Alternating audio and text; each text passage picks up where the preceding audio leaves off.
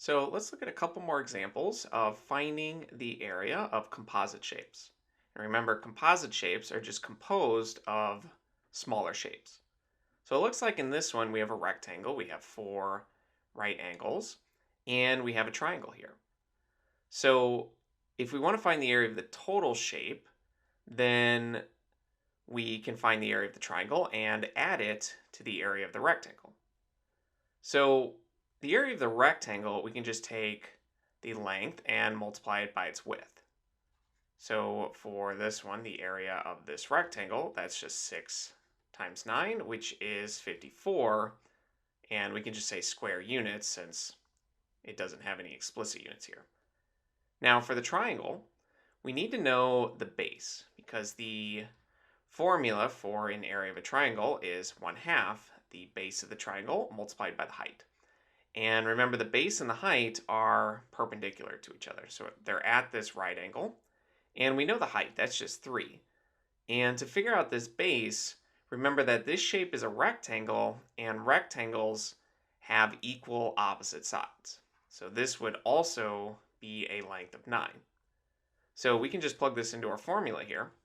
The area of this triangle is 1/2 the base times by the height, where the base is 9 and the height is 3.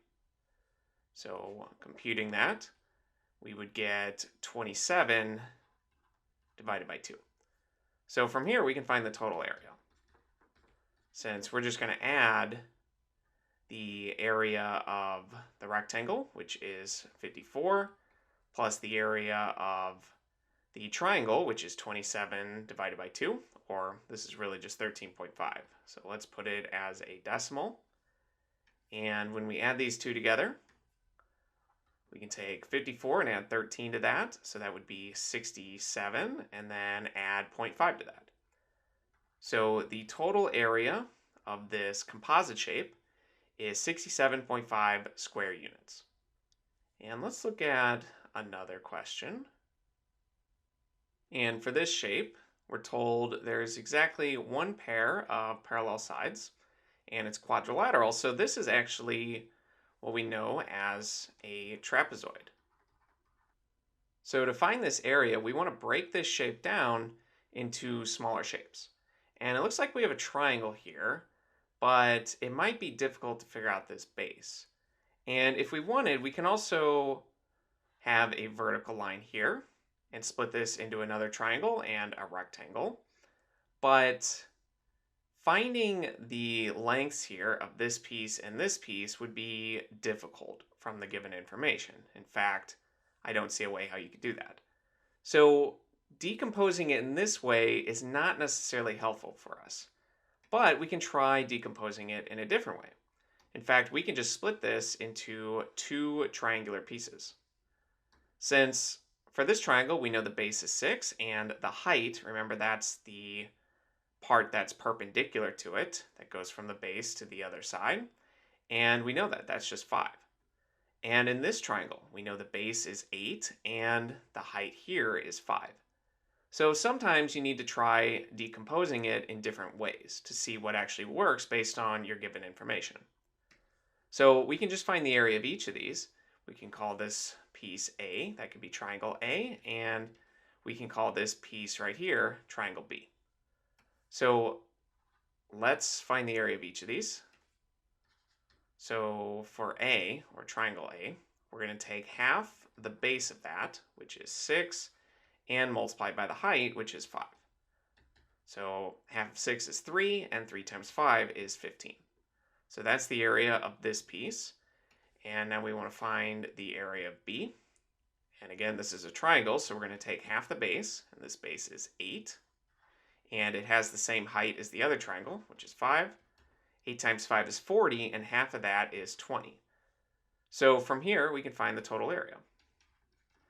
And we're just going to add these together. We're going to take the area of A and add the area of B.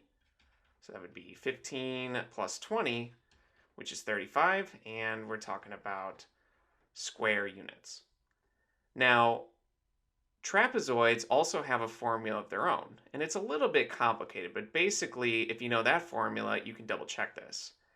And so, when talking about the two opposite parallel sides, you can essentially look at a side that's in the middle of it, or a side length in the middle of those two parallel lines that's also parallel to it. So that would be right about here. And it's not drawn perfectly, but once you cut it in the middle, then notice we can essentially take this triangular piece up top and put it down below. And we can do the same thing here. So let me draw another vertical line through this middle piece.